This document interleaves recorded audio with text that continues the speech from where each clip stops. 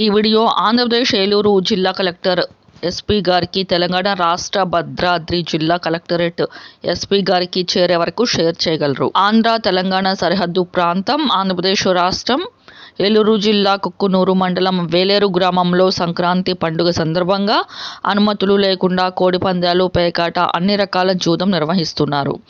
ఆంధ్ర తెలంగాణ సరిహద్దు ప్రాంతంలో ప్రధాన రహదారికి పక్కనే ఇవి నిర్వహించడం వలన పూర్తిగా ట్రాఫిక్ జామ్ అయ్యి ఆ ట్రాఫిక్లో 45 నిమిషాలకు పైగా 108 అంబులెన్స్ నిలిచిపోవటం జరిగింది.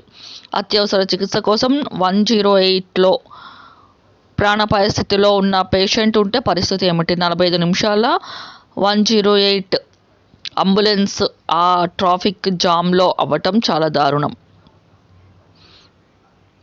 ఇంత జరుగుతున్న మీ సమీప ప్రాంతంలో ఆంధ్ర పోలీసులు కానీ, తెలంగాణ పోలీసులు కానీ లేకపోవటం గమనార్హం.